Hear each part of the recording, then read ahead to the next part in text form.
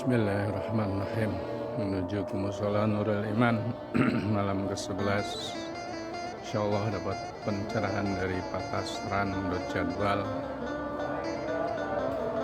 Azan sudah dikumandangkan oleh Pak Didi. Mudah-mudahan menjadi barakah. Mudah-mudahan kita selalu istiqomah dalam menjalankan seluruh amal ibadah kepada Allah Subhanahu wa taala. Mushola Nurul Iman selalu sepi.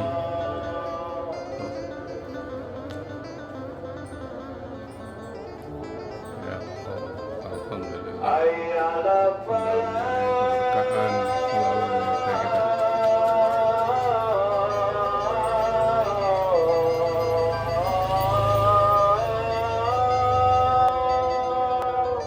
Nah, kalau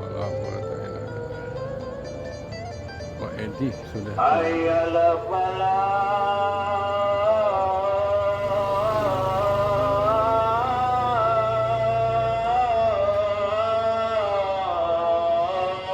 masih sepi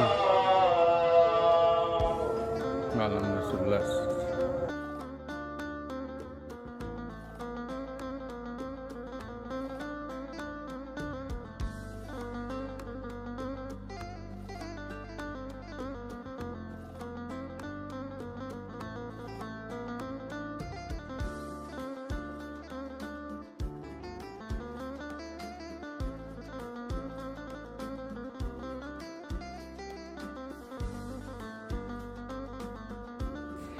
Sebelum melaksanakan sholat Isya, ada beberapa informasi yang kami sampaikan. Yang Isya akan diimami oleh Bapak Khairul Nasran, begitu juga dengan kultumnya akan disampaikan oleh beliau. Sedangkan untuk sholat tarawih akan diimami oleh Bapak Zainuddin. Demikian informasi yang kami sampaikan. Asyhadu anna Rasulullah, hayya shalah hayya falah, qad qamatis shalah qad qamatis shalah, Allahu akbar Allahu akbar, la ilaha illallah. Allahu akbar.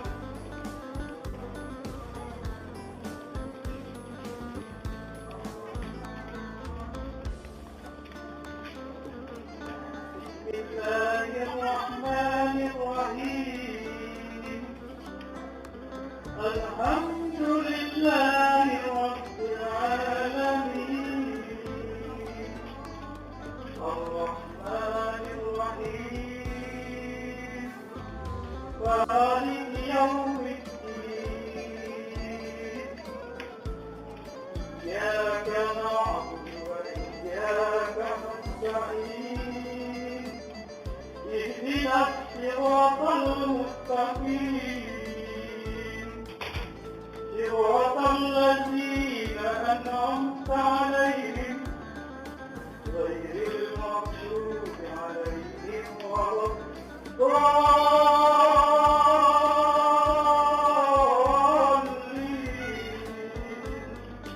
آمين.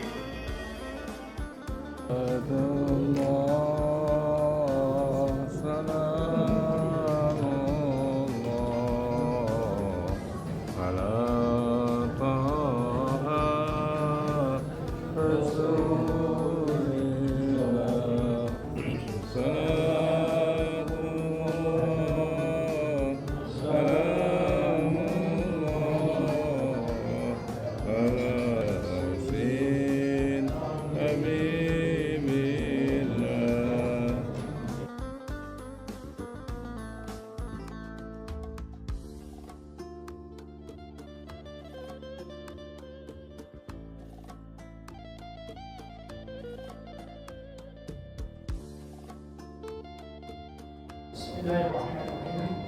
Assalamualaikum warahmatullahi wabarakatuh. Waalaikumsalam. Innal hamdalillah nahmaduhu wa nasta'inuhu wa nastaghfiruh wa na'udzu billahi min shururi anfusina wa min sayyiati a'malina. may yahdihillahu fala mudilla lahu wa man yudlil fala hadiya lahu. Asyhadu an la ilaha illallah wahdahu la syarika lahu wa asyhadu anna Muhammadan abduhu wa rasuluh. Ya ayyuhalladzina amanu taqullaha haqqa tuqatih wa la tamutunna illa wa antum muslimun. Ya ayyuhan nasu taqu rabbakum alladzi khalaqakum min nafsin wahidah wa khalaqa minha zawjaha wa basa minhuma rijalan katsiran wa nisaa'a wattaqullaha alladzi tasaaluna bihi wal arham innallaha kana 'alaykum raqiba. Ya ayyuhalladzina amanu taqullaha wa qulu qawlan sadida yuslih lakum a'malakum wa yaghfir lakum dhunubakum wa may yuti'illah wa rasulahu faqad faza fawzan 'azima. Wa inna asdaqal hadits kitabullah wa khairal hadi hadits Muhammadin sallallahu alaihi wasallam wa sharrul umur muhdatsatuha wa kullu bid'ah wa kullu bid'atin dalalah wa kullu dalalatin finnar. Alhamdulillah, alhamdulillah. Kita bersyukur kepada Allah Subhanahu wa taala. Sampai pada malam hari ini kita sudah melaksanakan saum kita yang sudah 10 hari. Mudah-mudahan saum kita dan ibadah amal ibadah yang lainnya diridhoi Allah Subhanahu wa taala. Dan tentu kita selalu berharap dan berdoa kepada Allah sisa 2 lagi saum ini bisa kita jalani. Dan tentu kita juga berdoa kepada saudara kita yang dalam keadaan sakit supaya disembuhkan oleh Allah dan bisa melaksanakan sebagaimana di bulan suci Ramadan ini adalah bulan yang mulia dan bulan yang paling berharga kita dari 12 bulan yang lain.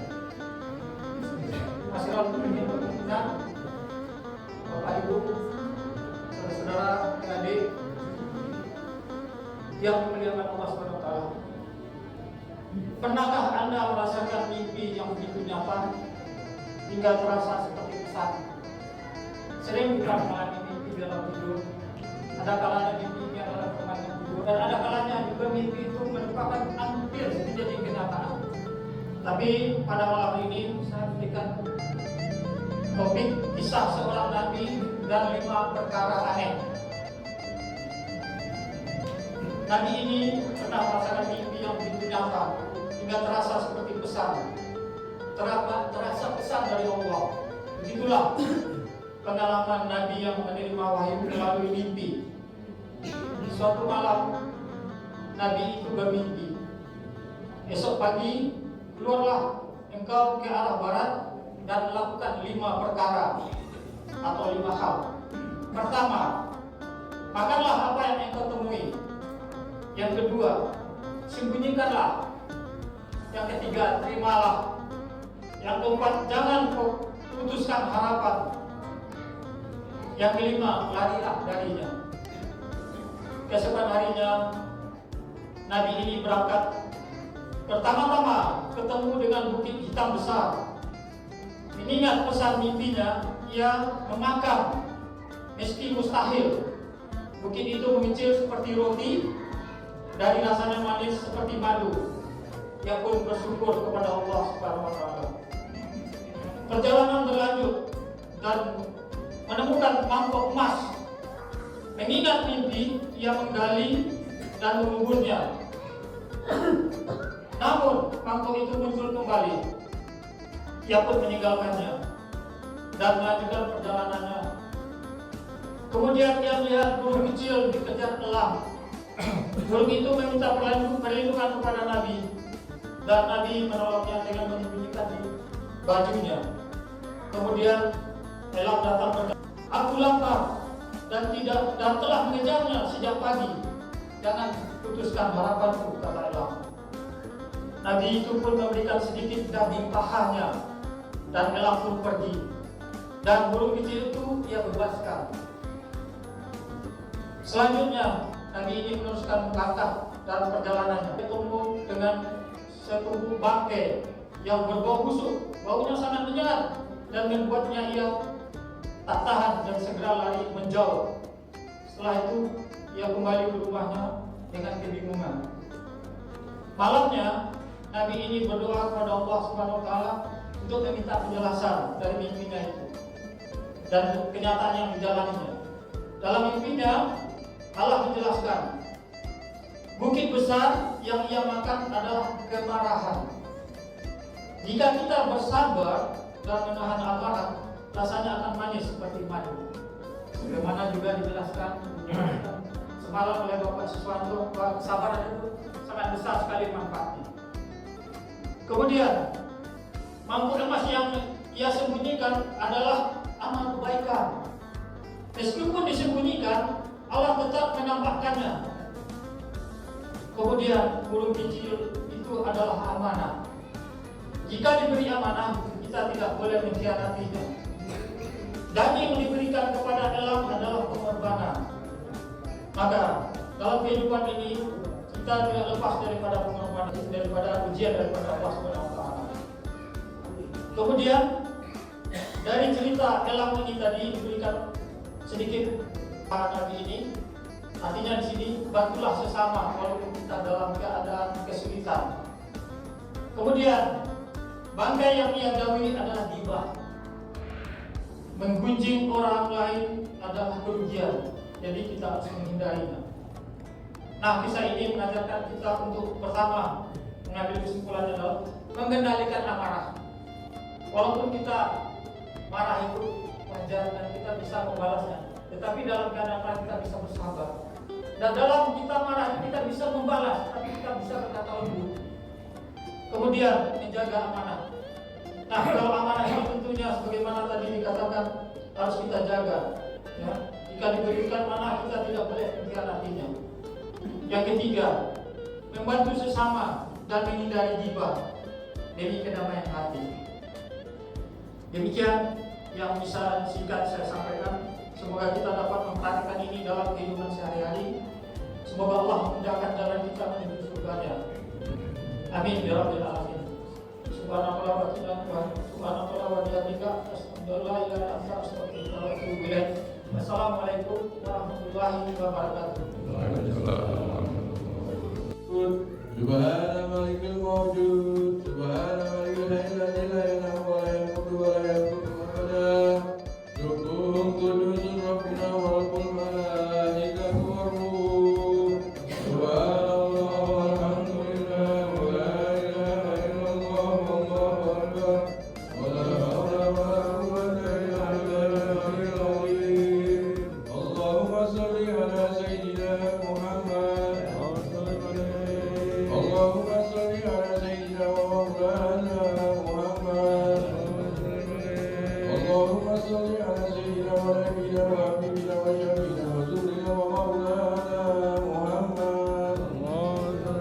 Al-Barru Muniru Sayyidina Muhammad. Sallu alaihi as-salatu tarawih rahimakumullah. La ilaha illallah Muhammad Rasulullah. الله أكبر. الله الرحمن الرحيم. الحمد لله رب العالمين. الرحمن الرحيم. مالك يوم الدين. إياك نعبد وإياك نستعين. اهدنا الصراط المستقيم. صراط الذين أنعمت عليهم غير المغضوب عليهم ولا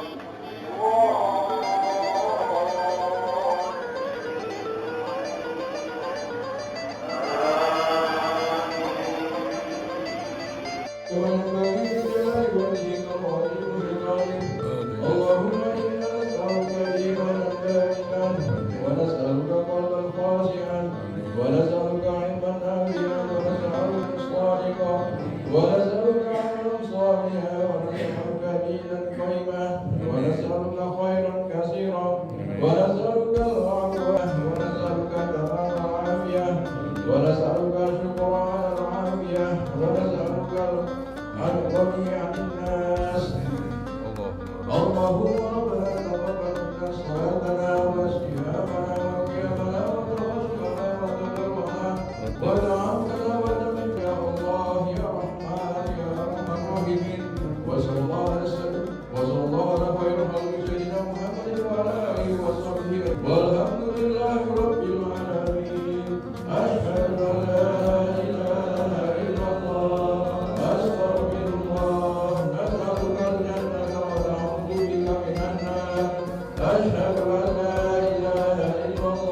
أستغفر الله أسألك الجنة ونعوذ بك من النار أشهد أن لا إله إلا الله أستغفر الله أسألك الجنة ونعوذ بك من النار اللهم إنك عفو تحب العفو فاعف عنا اللهم إنك عفو تحب العفو فاعف عنا اللهم إنك عفو تحب العفو فاعف عنا يا كريم آمين بالصبر والإلهام بفضل شهر رمضان هذه السنة لله تعالى.